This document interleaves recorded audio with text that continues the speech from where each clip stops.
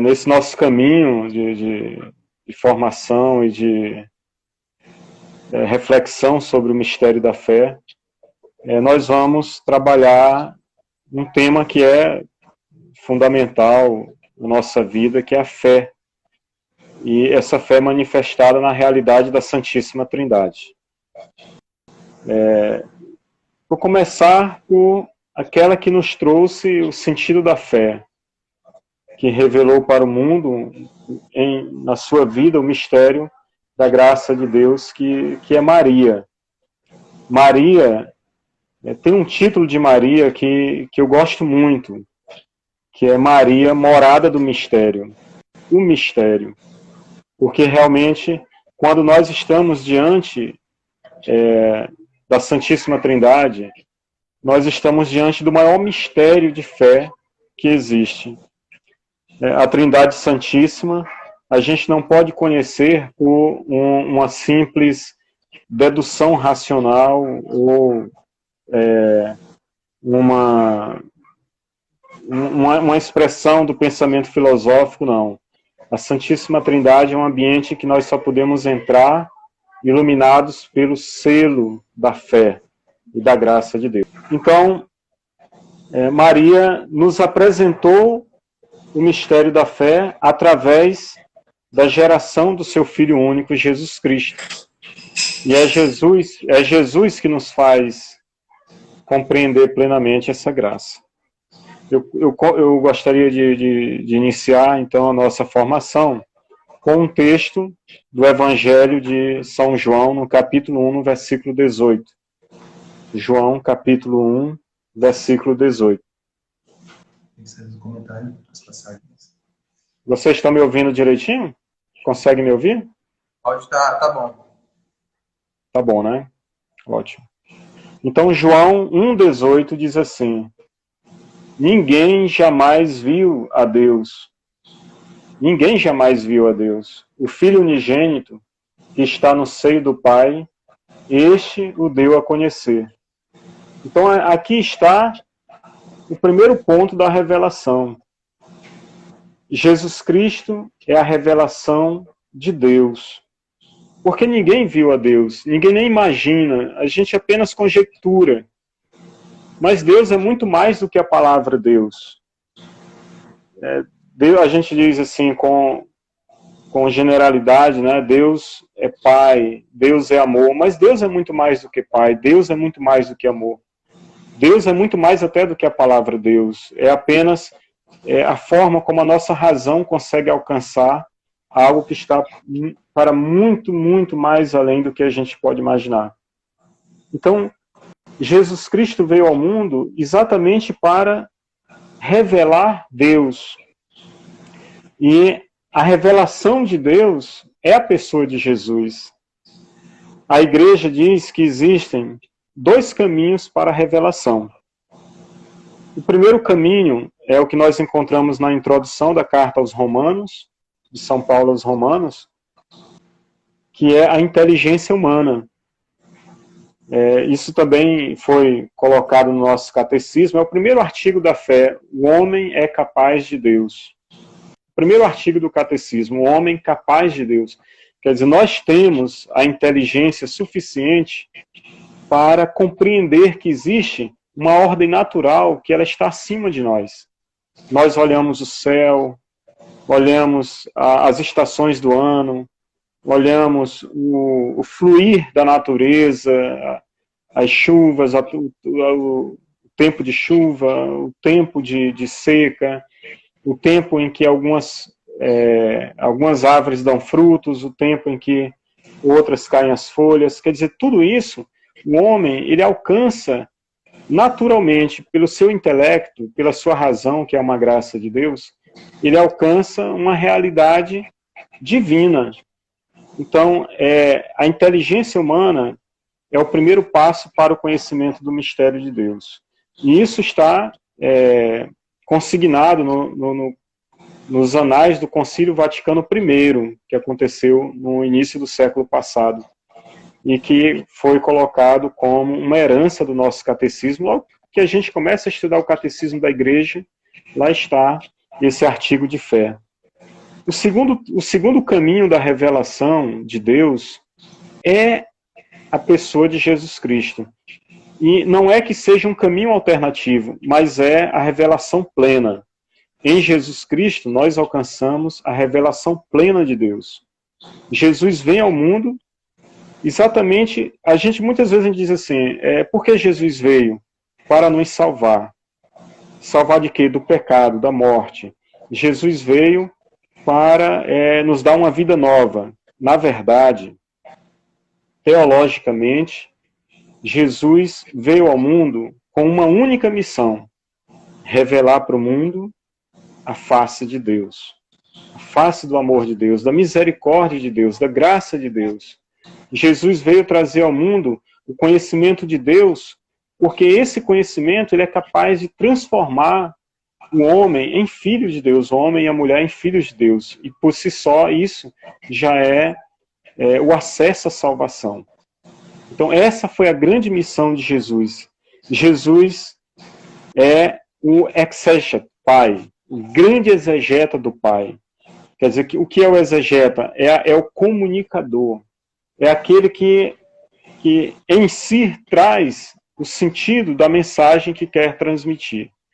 Então Jesus trouxe com a sua vida, com o seu testemunho, com as suas obras, Jesus trouxe para o mundo a comunicação do Pai.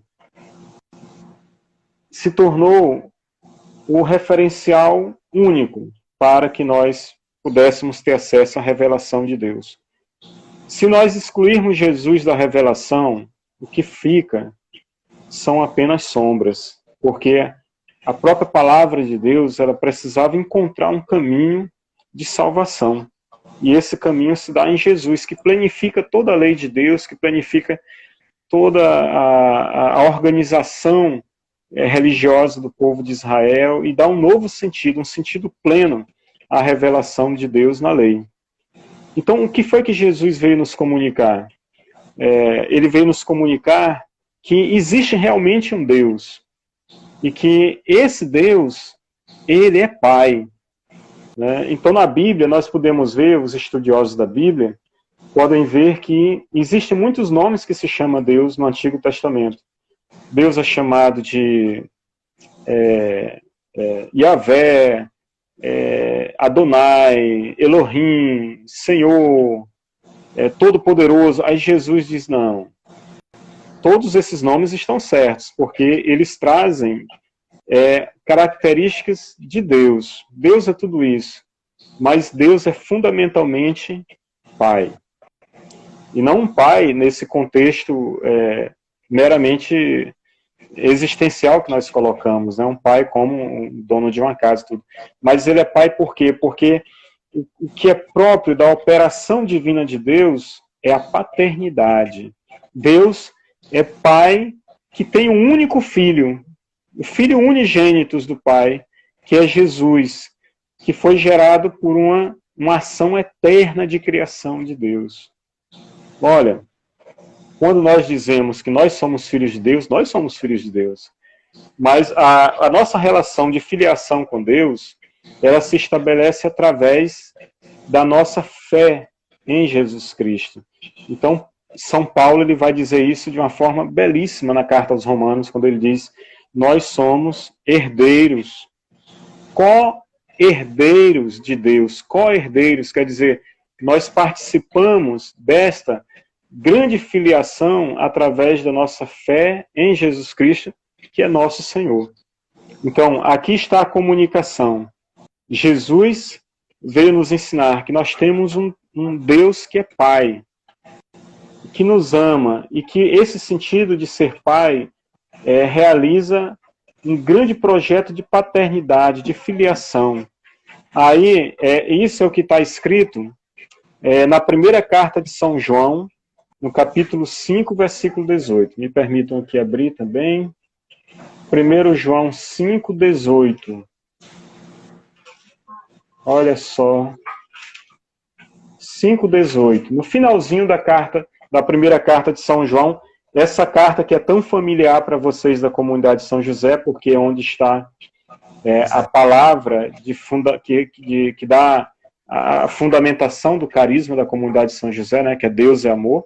Se você for lá para o finzinho da carta, nós temos uma explicação teológica para essa relação de Deus com Jesus. Diz assim: nós sabemos que todo aquele que nasceu de Deus não peca. Aí eu estou usando uma tradução da Bíblia Jerusalém, tá bom? Diz assim: o gerado por Deus o guarda, e o maligno não pode atingir. O gerado por Deus. Quem foi que foi gerado por Deus? Jesus Cristo foi gerado por Deus. Jesus Cristo foi... esse termo que a Bíblia Jerusalém usa, gerado, é a tradução mais aproximada do que é correto. Porque o termo correto é engendrado. Engendrado. Mais na frente eu vou explicar o que é que significa isso. Jesus é o Filho gerado por Deus, engendrado por uma divina vontade consciente, por uma vontade que se realizou desde sempre, e que nós vamos entender um pouquinho mais na frente o que é que significa.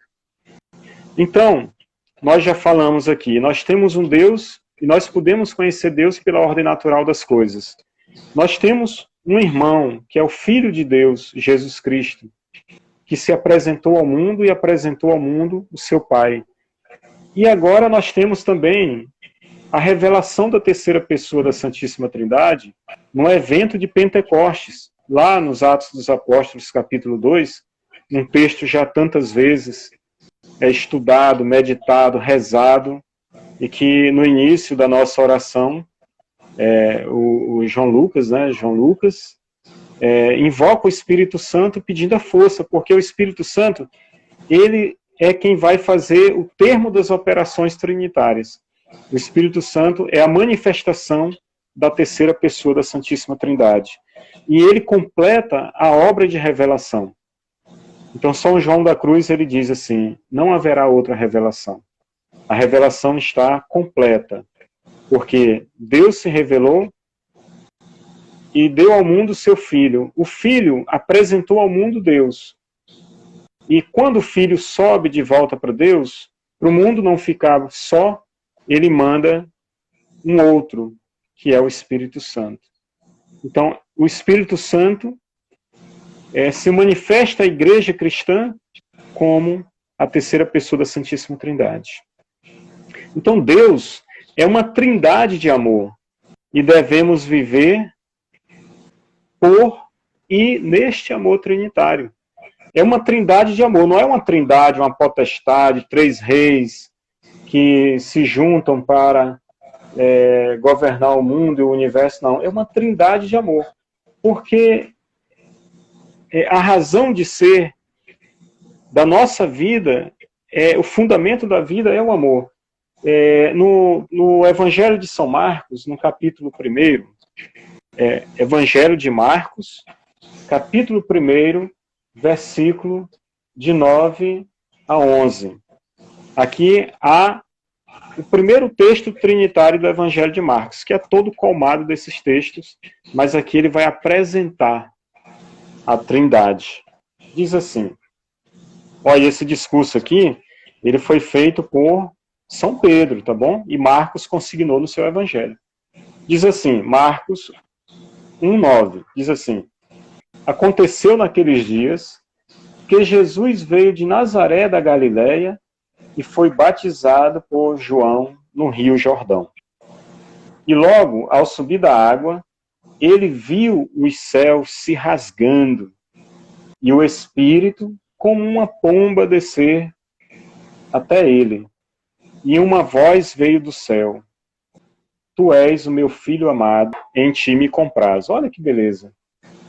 Aqui no batismo de Jesus, que é um sinal da teofania, da manifestação. A gente geralmente bota a manifestação de Jesus. Não, é a teofania da Trindade. Porque no batismo de Jesus se realizou a operação das três pessoas da Santíssima Trindade, que é o Filho, que nasce para a missão a partir da água do batismo, que é para nós o sentido de regeneração. Aí, quando ele sai do batismo, vem o Espírito Santo confirmar a unção, e uma vez que o Espírito Santo se manifesta, ouve-se a voz de Deus, que identifica Jesus como: tu és o meu filho amado.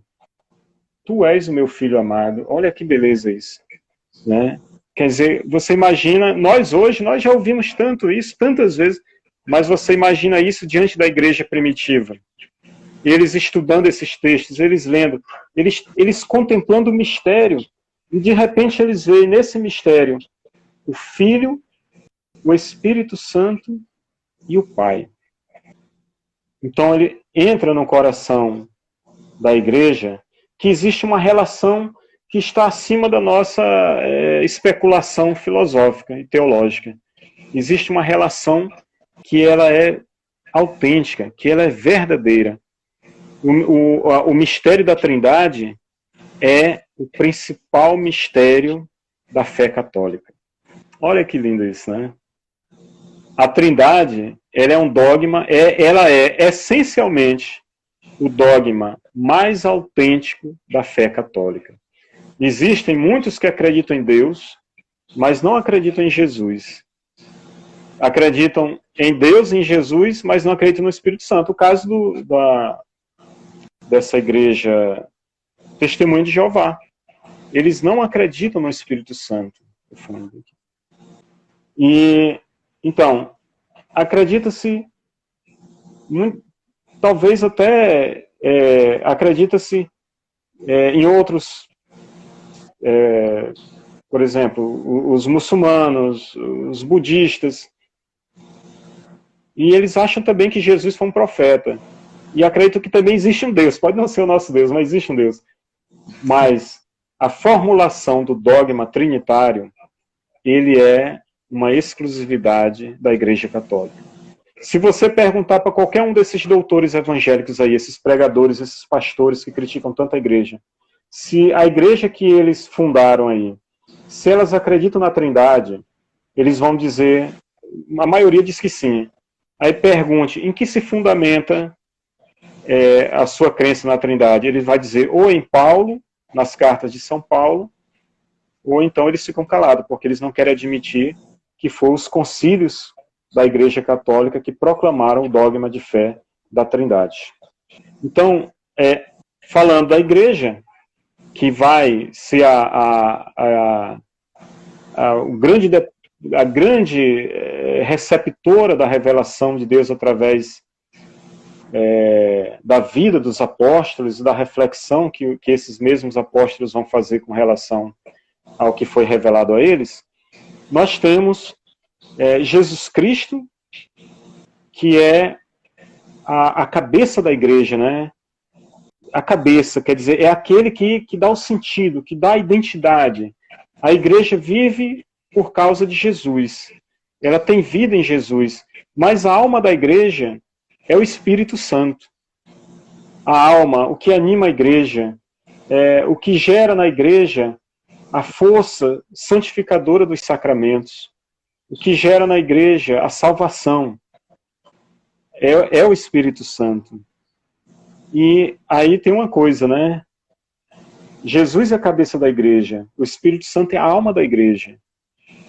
Mas a igreja, ela não chegou pronta e acabada, ela passou por um processo de ir refletindo, rezando, discernindo, recebendo esse depósito da revelação e transformando isso em catequese, em santidade, em testemunho.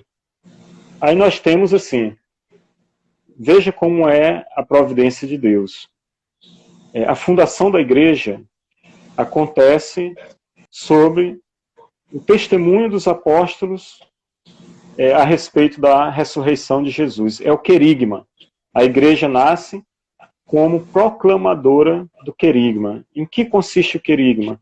No anúncio de que Jesus é o Messias Salvador, que ele morreu e ressuscitou para nos dar uma vida nova, a vida eterna, para nos revelar o grande amor do Pai. Só que aquela igreja fundada por Jesus, ela tinha um contexto, que era a sua formação cultural. Ela estava formada por mensageiros que, do ponto de vista teológico, eram muito limitados, e que por isso precisavam muito da assistência do Espírito Santo. Aí, as águas calmas da Judéia, elas acabaram se transformando em águas perigosas, e a igreja começou a ser perseguida. No ano 36, começou as grandes perseguições contra a igreja. Não, quer dizer, houve 5 anos, o interregno, né, entre a experiência da ressurreição e o início das perseguições foi 5 anos. E a igreja se viu apertada de todos os lados e começou a ir para outras regiões. Aí o que acontece? De repente, você chega no mundo paganizado, com uma filosofia grega extremamente estruturada, com pensamento do Estado romano muito alicerçado, muito enraizado, e ainda tem os judeus para aumentar o fragor da batalha. E você chega com essa novidade do cristianismo. Então, a teologia do testemunho dos primeiros apóstolos era muito fraca, apesar de ser muito pura. A fé de Pedro, a pregação de Pedro, de Tiago, de João era muito pura, mas sofria pela necessidade de não ter uma grande experiência teológica. Daí Deus suscita, né, uma vocação a um grande doutor de teologia, que é São Paulo de Tarso, e que para alguns exegetas vai ser o inventor do cristianismo, o inventor entre aspas, né? São Paulo vai ser aquele que vai gerar uma fisionomia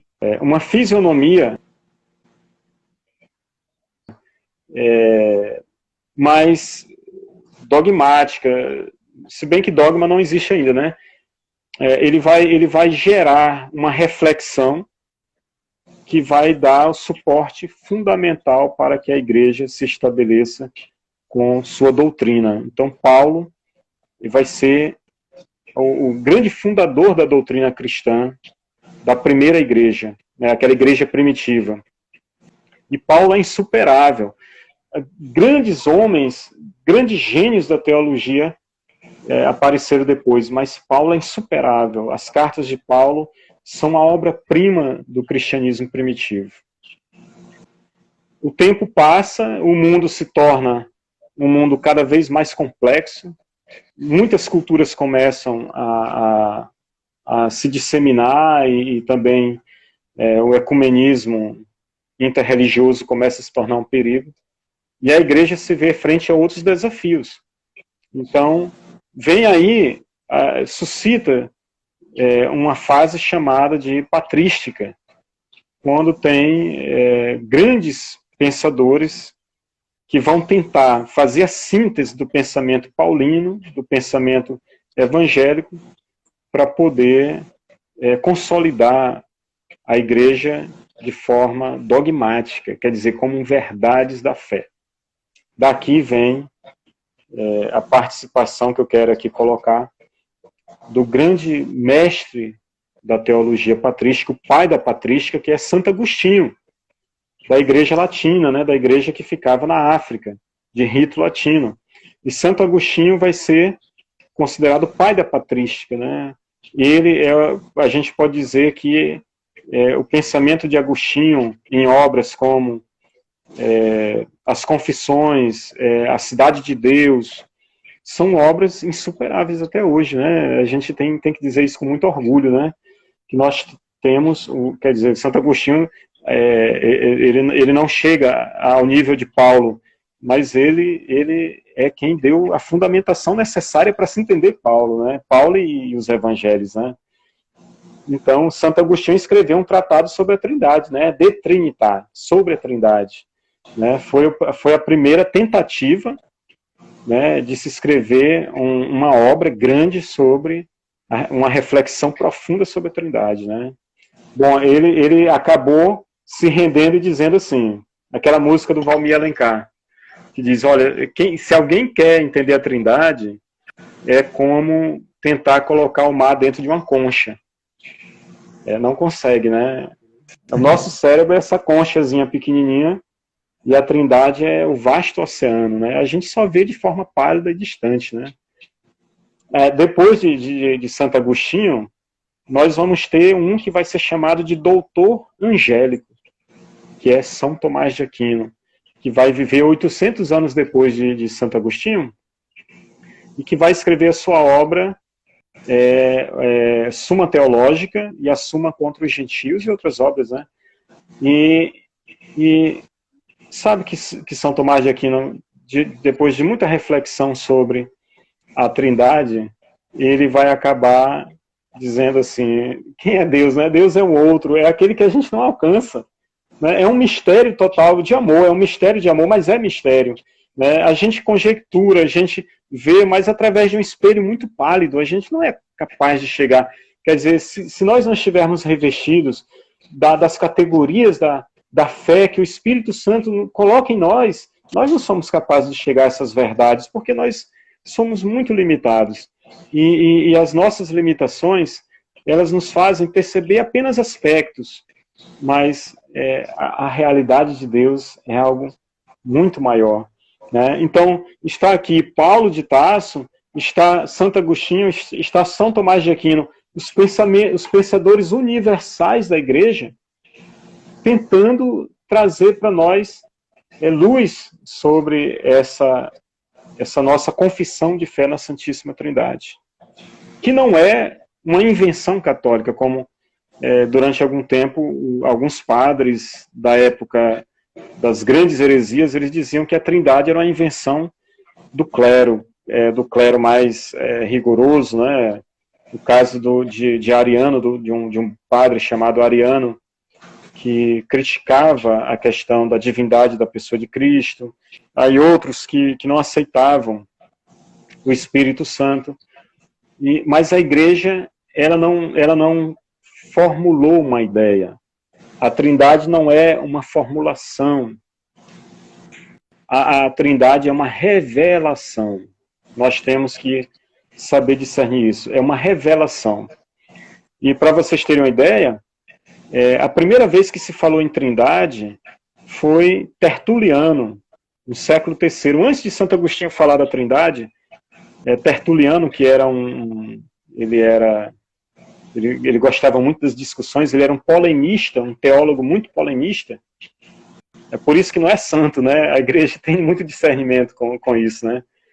Mas Tertuliano foi o primeiro a falar sobre a Trindade, assim, dizer, não, o que existe não é três deuses diferentes, o que existe é uma Trindade. Mas eu quero ler para vocês, se vocês me permitem, um texto desse livrinho aqui, que é Padres Apologistas, para vocês verem a primeira vez em que se colocou essa relação de Deus Pai, Deus Filho e Deus Espírito Santo. Inácio de Antioquia, ele foi da segunda geração dos apóstolos. Após os apóstolos, teve uma segunda geração, e Inácio de Antioquia fazia parte dessa geração. Então ele estava muito perto do testemunho vivo dos apóstolos, né? Ele conheceu Policarpo, que Policarpo conheceu Pedro, conheceu João, e ele escreveu por volta do ano 110. Então, olha o que é que ele diz, ó. Na carta que Inácio escreve aos Efésios, ele diz assim: eu soube que por aí passaram alguns, levando mau ensinamento. Vós, porém, não os deixastes semear em vosso meio, tapando os ouvidos para não receber o que eles semeiam, porque sois as pedras do templo do Pai, preparadas para a construção de Deus Pai, levantadas até o alto pela alavanca de Jesus Cristo, que é a cruz, usando a corda que é o Espírito Santo. Vossa fé é o vosso guindaste. A fé é o caminho que eleva até Deus. Sois todos companheiros de viagem, portadores de Deus e do templo, portadores de Cristo e do Espírito Santo.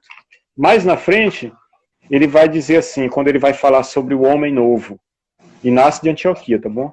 Aí ele diz assim, meu espírito é vítima da cruz, que é escândalo para os que não creem, mas salvação e vida eterna para nós. Onde está o sábio? Onde está o inquisidor? Onde está a vaidade daqueles que se dizem sábios?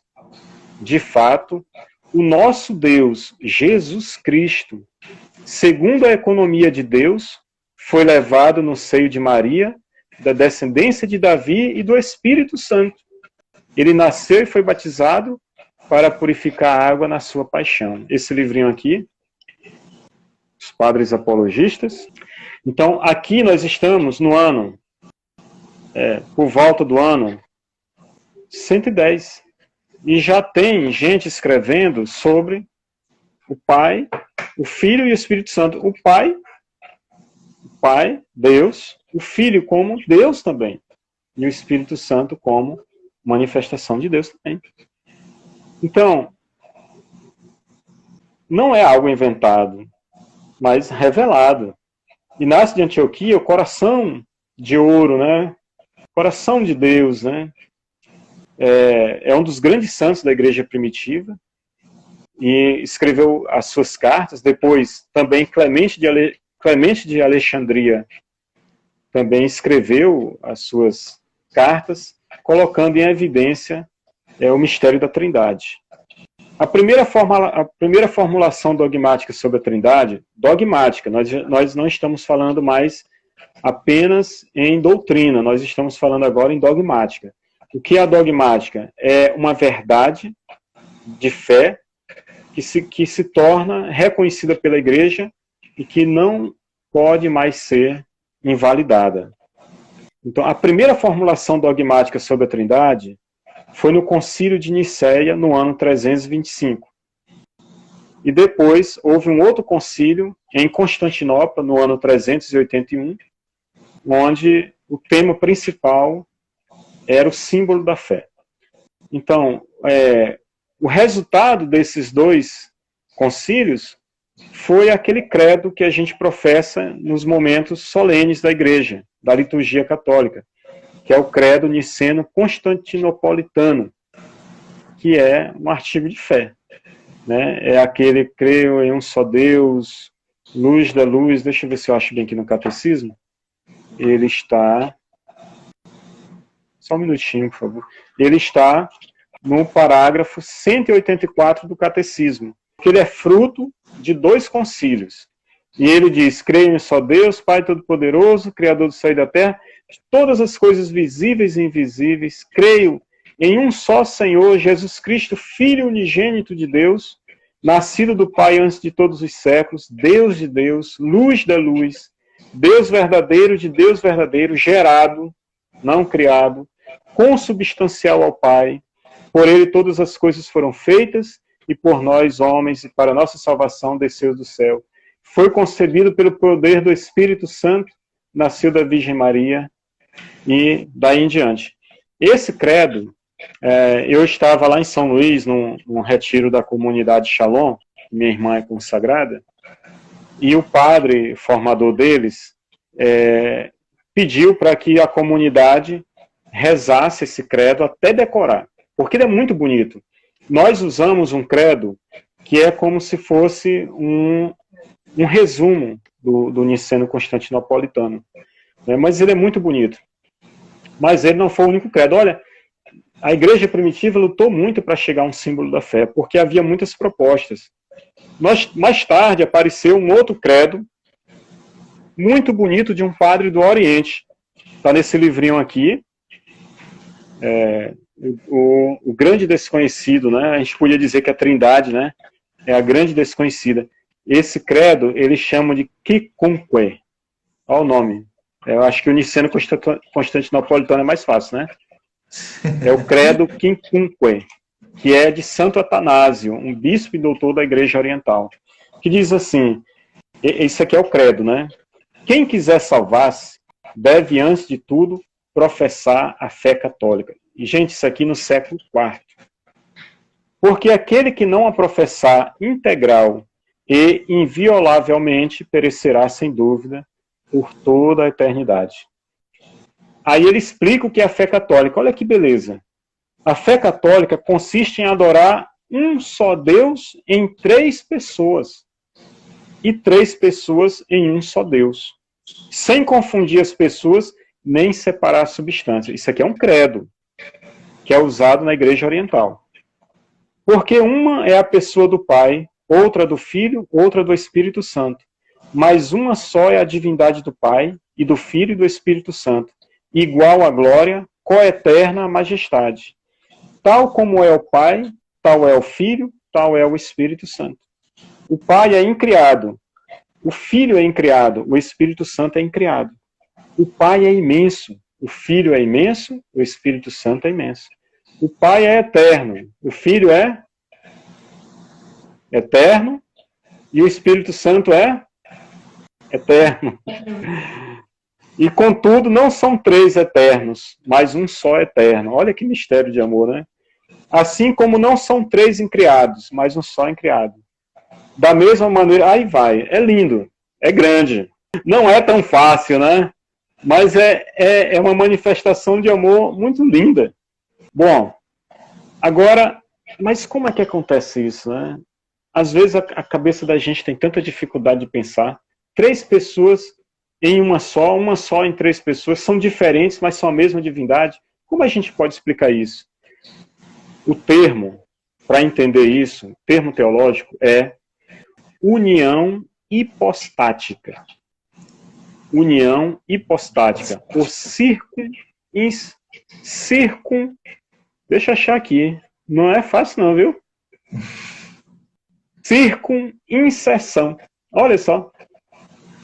União hipostática, que é hipor, dentro, é uma união que está essencialmente, substancialmente, fundamentalmente dentro, mas ao mesmo tempo é uma realidade extrínseca, quer dizer, é uma realidade externa, dentro e fora. Nós podemos entender essa união hipostática a partir de alguns elementos bíblicos. Então, pegue a sua Bíblia no Evangelho de São João, no capítulo 17, no versículo 21. João 17, 21, diz assim: a fim de que todos sejam um, como tu, Pai, estás em mim, e eu em ti, que eles estejam em nós, para que o mundo creia que tu me enviaste. Então aqui está o primeiro passo. Jesus diz, como tu, Pai, está em mim, e eu em ti, que eles estejam em nós. Quer dizer, Jesus está revelando uma verdade. O Pai está em mim, e eu estou no Pai. Alguém pode perguntar, mas como Jesus está no Pai se ele está aqui? É isso que se chama união hipostática. Quer dizer, o que nós vemos é um elemento, é um fenômeno, melhor dizendo, do verbo que sai do seio da divindade e se encarna na história, mas não deixa de estar lá, não deixa de ser divino. Ele não deixa de estar em unidade com o Pai.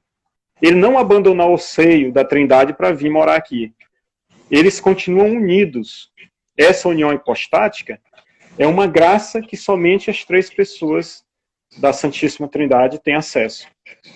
O segundo texto é voltando uma paginazinha para trás, João 16, do 13 ao 15. Agora nós falamos da relação pai e filho, e agora vamos falar do Espírito Santo. Esse aqui é a quinta citação, o quinto texto do Paráclito sobre o Espírito Santo no Evangelho de João. Diz assim, quando vier o Paráclito, o Espírito da verdade, ele vos conduzirá à verdade plena, pois não falará de si mesmo, mas dirá tudo que tiver ouvido e vos anunciará as coisas futuras. ele me glorificará, porque receberá do que é meu e vos anunciará.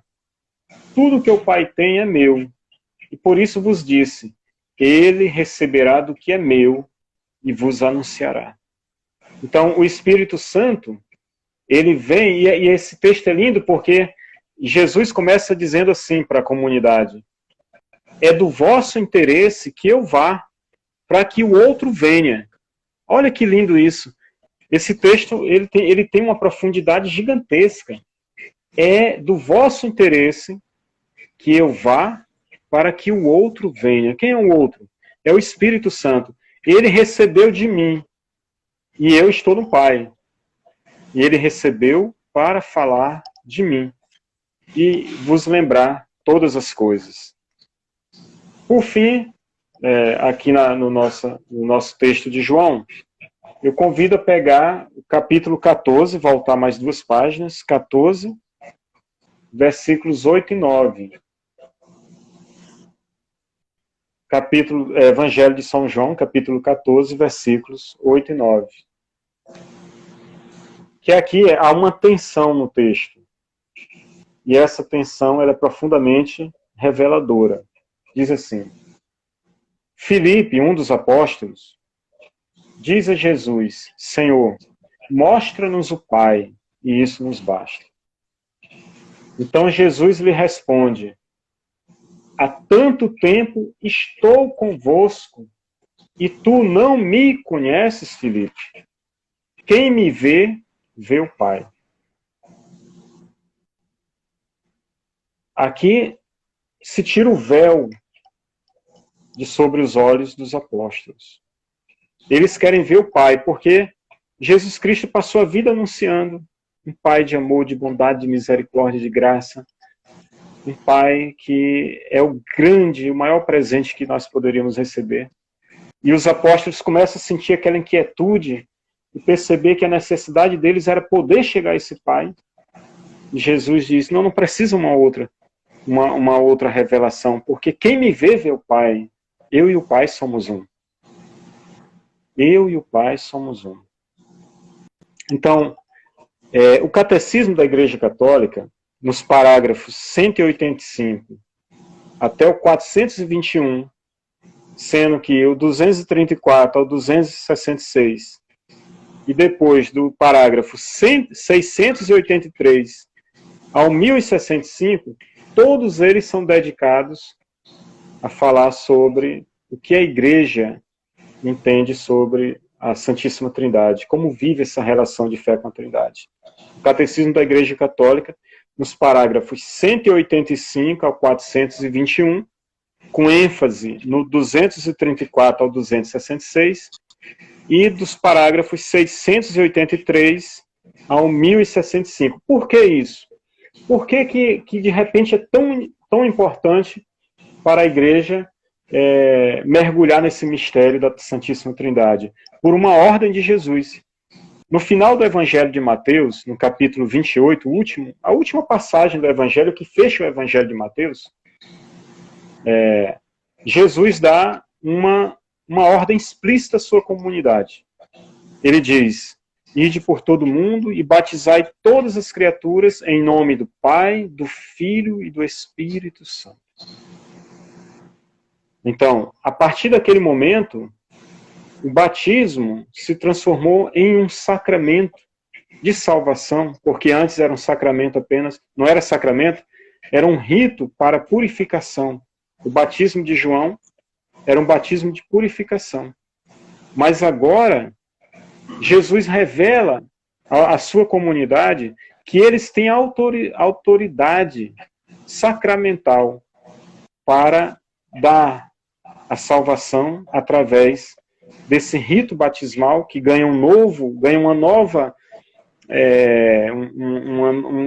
perspectiva, um novo sentido, mas quando ele é realizado em nome do Pai, do Filho e do Espírito Santo. A Igreja Protestante, ela batiza em nome do Pai, ou principalmente em nome de Jesus.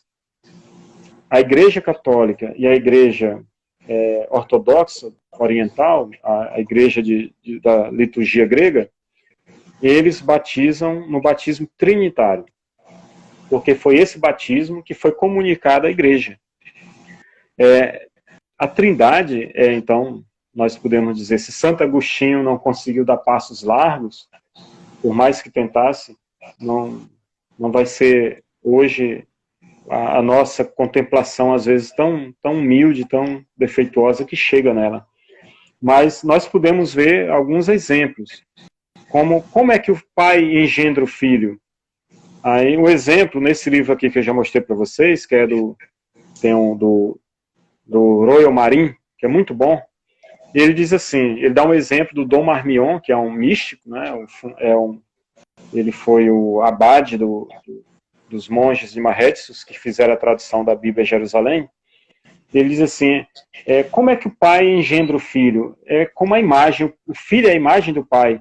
Então, por exemplo, você fica diante de um espelho, aquela imagem não existe até você ficar diante dela e você ter consciência de quem é aquela imagem, que é a sua imagem. Ela é a sua imagem, mas ela não é você. Ela é você, mas é outra coisa. Então você se mexe para um lado, ela mexe. Você mexe para o outro, ela também se mexe. Mas é a imagem, você é você e a imagem está ali. Assim o pai engendra o filho, ele tem consciência e ele mergulha na vida do filho e o filho está totalmente voltado para o pai. Mas ele é a imagem, um é a imagem do outro. E eles se movimentam e eles se amam. Desse amor entre o pai e o filho, nasce uma relação. Essa relação é o Espírito Santo. Olha, por exemplo, vou dar um exemplo bem simples. Eu amo minha esposa Flávia. Ela me ama. O meu amor é meu.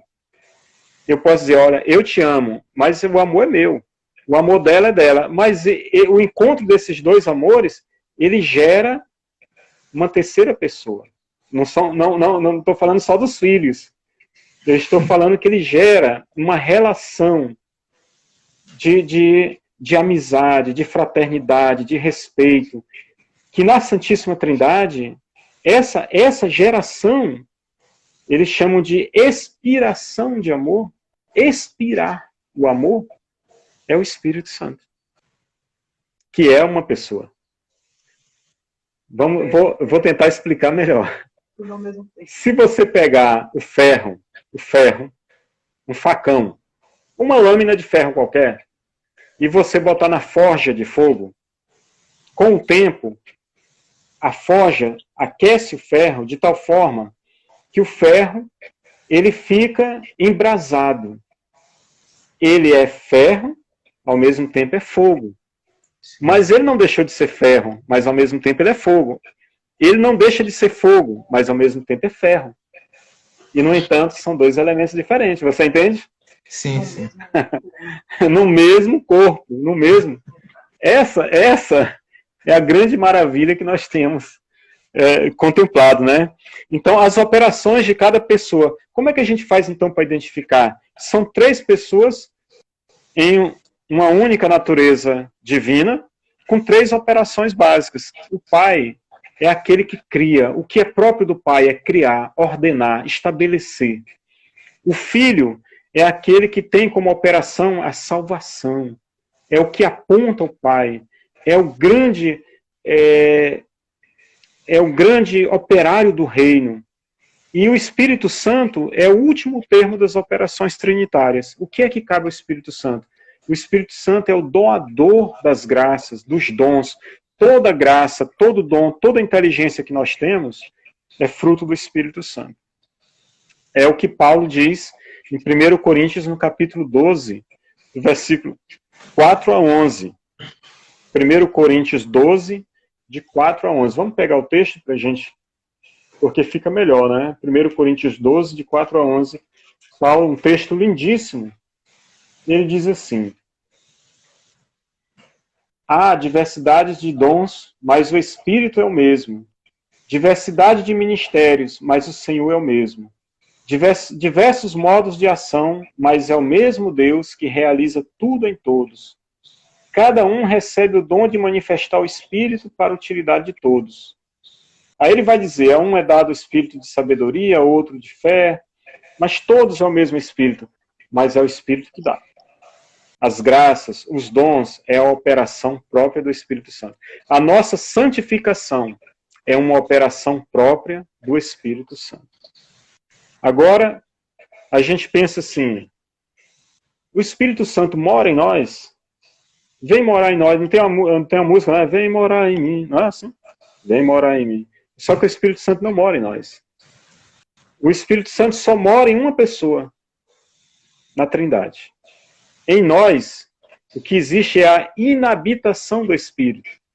O exemplo, quando a gente diz no Veni Creator, vem, ó Espírito Criador, as nossas almas visitai. O Espírito Santo é uma visita da alma. O maior exemplo é Maria. Quando Lucas narra a anunciação do anjo a Maria, Maria diz assim, ele diz, ave cheia de graça, tu és cheia de graça, o Senhor é contigo.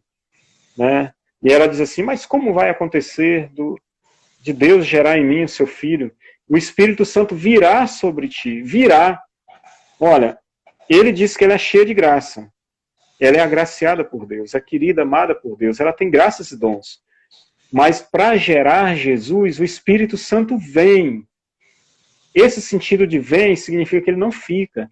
Ele gera e sai. É a expiração. É por isso que toda oração a gente tem que começar invocando o Espírito Santo. Porque ele inabita em nós. Porque se ele habitasse em nós, nós explodiríamos de louvor, uma vida de louvor, até os grandes ascetas, os grandes contemplatistas, os chamados santos experienciais, que é Santa Catarina de Sena, Santa Teresa de Ávila, São João da Cruz, que fizeram experiências concretas de Deus, todos eles experimentaram depois momentos de secura, de deserto. Mas por quê? Se o Espírito Santo habitou em mim, depois daquele louvor que eu senti curado, eu preguei, eu orei, eu manifestei um poder tão grande da graça de Deus, 3 dias depois eu estou arrasado, sem vontade de rezar. É um mistério, não é? Nós somos necessitados da circuninseção do Espírito em nós. A circuninseção quer dizer a inabitação do Espírito. A gente todo dia acorda, vem Espírito Santo, me ajuda. Passa meia hora, já está pecando. Eu creio que o Espírito Santo veio, mas eu preciso pedir novamente. Né? Não é real, não é verdade isso? Aí por isso diz, nós somos santos, mas carregamos esse selo de santidade em vasos de barro. Aí,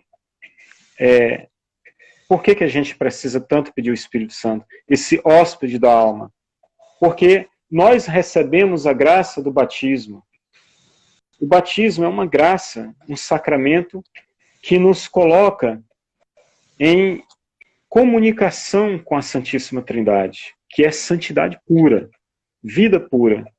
Mas se a gente não tiver constantemente consciência de que necessitamos adequar o nosso modo de vida à santidade da Trindade, a gente se perde no caminho. E é por isso que Paulo, quando escreve aos Efésios, no capítulo 2, versículo 19 a 22, que eu não vou ler porque eu acho que nosso tempo já está acabando, Efésios 2, 19 a 22, Paulo diz assim, vós fostes associados à família de Deus. Vós sois pedras do edifício que tem Cristo como fundamento. Os apóstolos, os santos, os mártires construíram, nós fazemos parte dessa realidade. Nós não estamos aqui brincando de ser cristãos. Nós não estamos aqui brincando de ser batizados. Nós fazemos parte de uma estrutura mística, de uma sociedade espiritual que a gente só consegue ver de forma muito pálida, porque o mundo muitas vezes nos sufoca. Mas nós fazemos parte de uma estrutura muito dinâmica, muito santa, muito ungida, uma sociedade espiritual, uma corrente inspiradora, gerada pela graça do Espírito Santo, que nos une e que gera em nós santidade. Uns com um grau maior, outros um grau menor, outros quase nada, mas em todos nós o Espírito Santo gera a santidade de vida. E para aqueles que acham e que têm aquelas crises de não saber para quem rezar, porque uma vez eu tive partilhando com um irmão, há muito tempo atrás, e o irmão me disse uma coisa interessante, ele diz assim, eu gosto de rezar, Paulo, mas me dirigindo a Deus Pai, porque eu penso que foram problemas que eu tive, carências afetivas com meu pai, então eu sempre rezo a Deus Pai. Eu nunca esqueci isso, né? Eu acho engraçado, né? Outros eu já vi assim, eu só rezo a Jesus Cristo. Eu peço o Espírito Santo, mas só me reporto a Jesus, né? E minha tia, que já faleceu, era só São Francisco, né? Que lindo, né? A gente vê, São Francisco é o Espírito Santo, né? Habitou em todos nós, né? Mas para quem a gente deve rezar, né? Agora vem o grande segredo, né? Toda vez que a gente reza ao Pai, nós estamos rezando ao Filho e ao Espírito Santo. Quando a gente reza ao Filho, nós estamos ao Pai e ao Espírito Santo. E quando a gente reza ao Espírito Santo, nós estamos rezando ao Pai e ao Filho. Quer dizer, na Eucaristia, quando nós vamos receber a Eucaristia na missa, ou na celebração, ali está o Pai, o Filho e o Espírito Santo. Nós recebemos corporalmente o mistério da Trindade em nosso coração, em nossa vida, em nosso corpo. Então nós ali se planifica a relação dos filhos, co-herdeiros, com a graça derramada por Cristo, por vontade de Deus e força do Espírito Santo. Nós nos tornamos membros da sociedade trinitária. Quando nós rezamos o texto, quando nós adoramos, quando nós simplesmente resolvemos fazer algo de acordo com os valores do Evangelho, nós estamos adentrando na comunhão plena da Trindade, enquanto aqui, claro, a plenitude disso vai ser somente quando nós chegarmos ao céu e podermos participar legitimamente, definitivamente, desse seio amoroso da Trindade.